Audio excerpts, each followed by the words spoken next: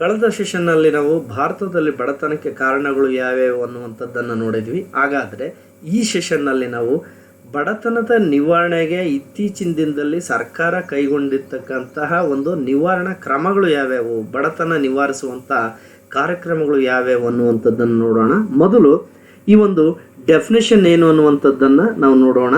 According to the World Bank, if a person is living on $1.90 a day or less, then she is living in extreme poverty, and currently 767 million people of the world fall under that category.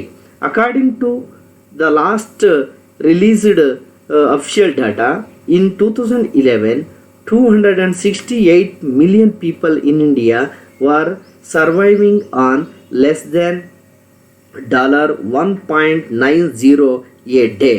ಅಂದರೆ ಈ ವಿಶ್ವ ಬ್ಯಾಂಕಿನ ವರದಿಯ ಪ್ರಕಾರ ಯಾವ ವ್ಯಕ್ತಿ ಒಂದು ದಿನದಲ್ಲಿ $1.90 ಕಡಿಮೆ ವೆಚ್ಚವನ್ನು ಮಾಡ್ತಾನೋ ಆ ವ್ಯಕ್ತಿ ಬಡವ ಅನ್ನುವಂಥ ತೀರ್ಮಾನವನ್ನು ಮಾಡಲಾಗಿದೆ. ಹಾಗಾಗಿ ಇಡೀ ಪ್ರಪಂಚದಲ್ಲಿರ್ತಕ್ಕಂಥ ಒಟ್ಟು ಬಡವರ ಸಂಖ್ಯೆ ಎಷ್ಟು ಅಂತ ಅಂದರೆ, according to World Bank report ಪ್ರಕಾರ ಸುಮಾರು 767 ಮಿಲಿಯನ್, ದಶಲಕ್ಷದಷ್ಟು ಜನರು ಬಡತನದ ಸ್ಥಿತಿನಲ್ಲಿ ಇದ್ದಾರೆ ಎನ್ನುವಂತಹ ಅಂಕಿಅಂಶಗಳು ದೊರೆತಿದೆ. ಹಾಗಾದರೆ ಭಾರತದಲ್ಲಿ ಎಷ್ಟಿದ್ದಾರೆ ಬಡವರು ಅಂತಂದರೆ, ಅಕಾರ್ಡಿಂಗ್ ಟು 2011 ಸೆನ್ಸಸ್ ಪ್ರಕಾರ 268 ಮಿಲಿಯನ್ ಜನರು ಈ ದೇಶದಲ್ಲಿ ಬಡವರು ಇದ್ದಾರೆ ಅನ್ನುವಂಥ ಅಂಕಿಅಂಶಗಳು ದೊರೆತಿದೆ. ಹೀಗಾಗಿ ಎಲ್ಲೋ ಇರೋ ಬಡತನ ಅನ್ನುವಂಥದ್ದು ಪ್ರಪಂಚದ ಯಾವುದೇ ಮೂಲೆಯಲ್ಲಿದ್ದರೂ ಕೂಡ ಅದು ಒಂದು ರೀತಿ ಶಾಪ. ಆ ಬಡತನವನ್ನು ನಿವಾರಿಸುವ ನಿಟ್ಟಿನಲ್ಲಿ ಆಧುನಿಕ ಸರ್ಕಾರಗಳು ವಿವಿಧ ಕಾರ್ಯಕ್ರಮಗಳನ್ನು ಹಮ್ಮಿಕೊಂಡಿದೆ. ಹಾಗಾದರೆ ಅಂತಹ ಕಾರ್ಯಕ್ರಮಗಳು ಯಾವುವು ಅನ್ನುವಂಥದ್ದನ್ನು ನಾವು ಒನ್ ಬೈ ಒನ್ ನೋಡ್ತಾ ಹೋಗೋಣ. Some welfare programmes towards poverty alleviation. The government has implemented many welfare programs for the benefit of the weaker section, women and rural people. The most important of these are, ಭಾರತದಲ್ಲಿ ಬಡತನದ ನಿವಾರಣೆಗಾಗಿ ಸರ್ಕಾರಗಳು ಅನೇಕ ರೀತಿಯ ಕಾರ್ಯಕ್ರಮಗಳನ್ನು ಜಾರಿಗೆ ತಂದಿದೆ. ಅಂತಹ ಪ್ರಮುಖವಾದ ಕಾರ್ಯಕ್ರಮಗಳು ಯಾವ್ಯಾವು ಈ ದೇಶದಲ್ಲಿ ಬಡತನದ ನಿವಾರಣೆಗಾಗಿ ಅನ್ನುವಂಥದ್ದನ್ನು ನಾವು ನೋಡ್ತಾ ಹೋಗೋಣ. ಮೊದಲನೇದಾಗಿ minimum needs programme. This program is in effect from the 5th 5-year plan. The basic needs are identified in this program. So first one, at the time of 1990, achieving 100% school enrollment of children under 6 to 14 years. Second one, to provide informal education to all adult aged group 5 to 36 age group. Third one, electrification of all villages. Fourth one, providing housing assistance to rural families. Fifth one, provisions of water supply, street connection, community toilets, etc. So these are all minimum needs program. ಅಂದರೆ ಕನಿಷ್ಠ ಏನು ಅವಶ್ಯಕತೆಗಳ ಕಾರ್ಯಕ್ರಮ ಅನ್ನುವಂಥದ್ದನ್ನು ನಾವು ನೋಡ್ಬೋದಾಗಿದೆ. So ಇದರ ನಂತರದಲ್ಲಿ second one, alleviation programme, new 20 points programme, 20 ಅಂಶಗಳ ಕಾರ್ಯಕ್ರಮ. This programme was launched on July 1, 1975. So ಈ ಒಂದು 20 ಅಂಶಗಳ ಕಾರ್ಯಕ್ರಮದಲ್ಲಿ ಯಾವ ಎಲ್ಲ ಅಂಶಗಳನ್ನು ಅಡಾಪ್ಟ್ ಮಾಡಿಕೊಂಡಿತ್ತು ಈ ಒಂದು ಕಾರ್ಯಕ್ರಮ ಅನ್ನುವಂಥದ್ದನ್ನು ಒನ್ ಬೈ ಒನ್ ಚರ್ಚೆ ಮಾಡ್ತಾ ಹೋಗೋಣ. First one, to improve the irrigation system, ನೀರಾವರಿ ಸೌಕರ್ಯವನ್ನು ಒದಗಿಸ್ತಕ್ಕಂಥದ್ದು first one. Second one, make efforts to increase the productions of pulses and seeds. ಎರಡನೇ ಒಂದು ಈ 20 ಅಂಶಗಳ ಕಾರ್ಯಕ್ರಮದಲ್ಲಿ ಇಟ್ಕೊಂಡಂಥ ಗುರಿ ಏನಪ್ಪ ಅಂತಂದರೆ ಈ ದ್ವಿದಳ ಧಾನ್ಯಗಳ ಉತ್ಪಾದನೆಯನ್ನು ಹೆಚ್ಚಿಸ್ತಕ್ಕಂಥದ್ದು.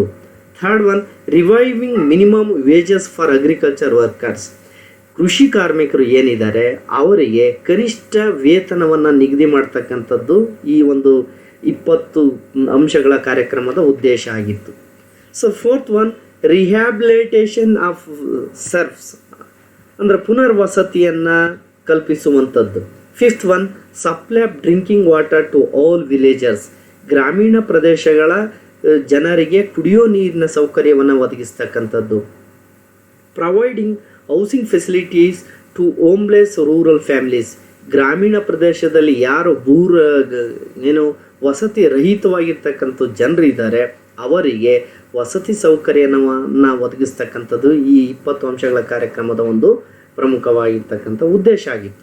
Next one, improving the environment slums, ಅಂದರೆ ಪರಿಸರದಲ್ಲೇ ಮಲಿನವಾಗದಂತೆ ಅಥವಾ ಸ್ಲಮ್ ಏರಿಯಾಗಳು ನಿರ್ಮಾಣ ಆಗದಂತೆ ಎಚ್ಚರಿಕೆಯನ್ನು ವಹಿಸ್ತಕ್ಕಂಥದ್ದು ಇದರ ಮತ್ತೊಂದು ಪ್ರಮುಖವಾಗಿರ್ತಕ್ಕಂಥ ಕಾರ್ಯಕ್ರಮ.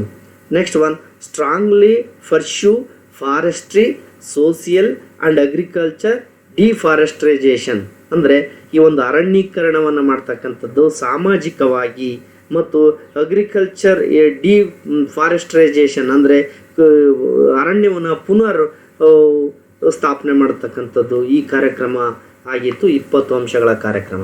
Next one, applied nutrition programme. So malnutrition is a problem commonly encountered by all underdeveloped countries, ಅಂದರೆ ಈ ಒಂದು ಅರೆ ಬಳಕೆ ಅಥವಾ ಏನು ಮಾಲ್ ನ್ಯೂಟ್ರಿಷನ್ ಅಂತ ಕರಿತೀವಿ, ಈ ಒಂದು ಮಾಲ್ ನ್ಯೂಟ್ರಿಷನ್ ಸಮಸ್ಯೆ ಅನ್ನುವಂಥದ್ದು ಇಡೀ ದೇಶದಲ್ಲಿ ಕಂಡುಬರ್ತಕ್ಕಂಥ ಸರ್ವೇ ಸಾಮಾನ್ಯವಾಗಿರ್ತಕ್ಕಂಥ ಅನಾಭಿವೃದ್ಧಿ ದೇಶದಲ್ಲಿ ಕಂಡುಬರುವಂಥ ಸಾಮಾನ್ಯವಾಗಿರ್ತಕ್ಕಂಥ ಲಕ್ಷಣ.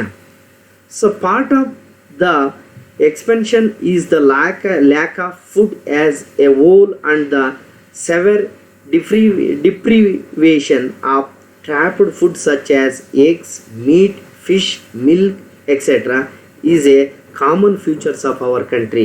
ಅಂದರೆ ಈ ಒಂದು ಯಾರಿಗೆ ಅಸಹಾಯಕರಿದ್ದಾರೆ ಅವರಿಗೆ ಈ ಮೊಟ್ಟೆಗಳನ್ನು ಕೊಡ್ತಕ್ಕಂಥದ್ದು, ಮಾಂಸವನ್ನು ಕೊಡ್ತಕ್ಕಂಥದ್ದು, ಫಿಶು, ಮಿಲ್ಕು, ಇಂತಹ ಬಾಲ್ಯ ಅವಸ್ಥೆಯಲ್ಲಿರ್ತಕ್ಕಂಥ ಮಕ್ಕಳಿಗೆ ಶಿಶು ವಿಹಾರಗಳ ಮುಖೇನ ನೀಡ್ತಕ್ಕಂಥ ಕಾರ್ಯಕ್ರಮವನ್ನು ಕೂಡ ಸರ್ಕಾರ ಜಾರಿಗೆ ತಂದಿದೆ. ಇದನ್ನೆಲ್ಲ ಏನಕ್ಕಾಗಿ ಸರ್ಕಾರ ಇಂಪ್ಲಿಮೆಂಟ್ ಮಾಡ್ತಾ ಇದೆ ಅಂದರೆ ಬಡತನವನ್ನು ನಿವಾರಿಸುವಂಥ ಉದ್ದೇಶ.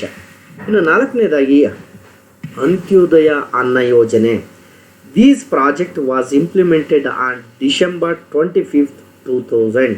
According to the scheme 1 crore families estimated to be the poorest of the country will be provided with 25 kg of rice or wheat per month. ಅಂದರೆ ಈ ಕಾರ್ಯಕ್ರಮ 2000 ಇಸ್ವಿ ಡಿಸೆಂಬರ್ 25ರಂದು ಇಂಪ್ಲಿಮೆಂಟ್ ಆಗುತ್ತೆ. ಈ ಒಂದು ಕಾರ್ಯಕ್ರಮದ ಅಡಿನಲ್ಲಿ 1,000 ಕುಟುಂಬಗಳನ್ನು ಗುರುತಿಸಿ ಆ ಬಡ ಕುಟುಂಬಗಳಿಗೆ ಪ್ರತಿ ತಿಂಗಳಿಗೆ 25 kg ಅಕ್ಕಿ ಅಥವಾ ಗೋಧಿಯನ್ನು ನೀಡತಕ್ಕಂಥ ಒಂದು ಕಾರ್ಯಕ್ರಮವಾಗಿತ್ತು. The price of rice is 2 rupees per kg and the price of wheat is 3 rupees per kg. ಅಂದರೆ ಅಕ್ಕಿಗೆ 2 ರೂಪಾಯಿ ಪರ್ kg ಅಂತೆ, ಗೋಧಿಗಾದರೆ 3 ರೂಪಾಯಿ ಪರ್ kg ಅಂತೆ ನೀಡುವಂತಹ ಈ ಒಂದು ಯೋಜನೆಯಾಗಿತ್ತು Antyodaya Anna Yojana. On April 1, 2002 the grain was raised to 35 kg. ಅಂದರೆ 2002 ಏಪ್ರಿಲ್ 1ರಂದು 25 kg ಕೊಡ್ತಾ ಇದ್ದಂಥ ಧಾನ್ಯವನ್ನು 35 kgಗೆ ಹೆಚ್ಚಿಸಲಾಯಿತು. Next one, Annapurna Yojana. This project is designed for the benefit of needy elderly citizens who have no income and do not serve in villages. According to the scheme, 10 kg of food grains a person per month is provided free of charge. The village panchayat will have to identify such person and prepare their list.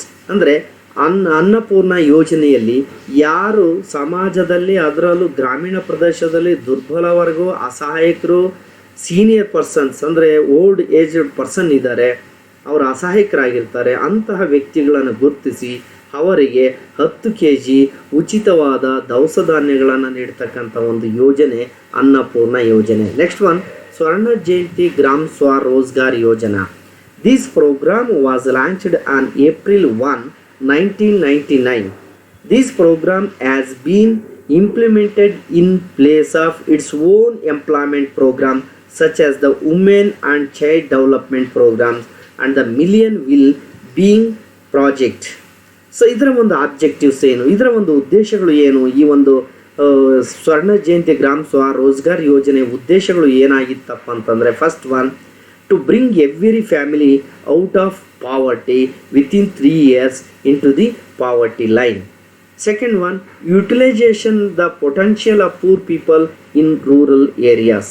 Futures of this program. Rozgar means employment. Rozgar means employment. Swarozgar means own employment. So first one, providing loan on subsidies. Second one, to help families and individuals below the poverty line their own employment. So seventh one, Jawahar Gram Samruddhi Yojana. This program was launched on June 23rd, 1999. The program is to develop basic infrastructure in rural areas is the main purpose. This program should be implemented by the Gram Panchayat. The central government accounts 75% and the state government account 25% of the total cost of this project. Eighth one, Sampurna Gramina Rozgar Yojana. This program was launched on 24 September 2001. This is a new project that combines the Jawahar Village Prosperity Plan and the Employment Guarantee Scheme. ಇದರ futures ಏನು ಅನ್ನುವಂಥದ್ದನ್ನು ನೋಡೋಣ. First one, it is basically a food programme for work. This is the basically a food program for work. In this, one part of the wage is paid in cash and another part in the form of food grains. ಇದು basically ಕೂಲಿಗಾಗಿ ಕಾಳು ಯೋಜನೆ ಅನ್ನುವಂಥ ಒಂದು ಕಾರ್ಯಕ್ರಮ ಆಗಿತ್ತು. Second one, it is A centrally sponsored scheme. It is purely centrally sponsored scheme. ಇದು ಕೇಂದ್ರದ ಪೂರ್ಣ ಪ್ರಮಾಣದ ಪ್ರಾಯೋಜಕತ್ವದ ಒಂದು ಕಾರ್ಯಕ್ರಮ. Third one, creating jobs through watershed development, drought prevention, deforestation and constructions of buildings. The program aims to create rural assets, eliminate semi-malnutrition and alleviate the unemployment problem in backward and drought prone areas. So ಧನ್ಯವಾದಗಳು.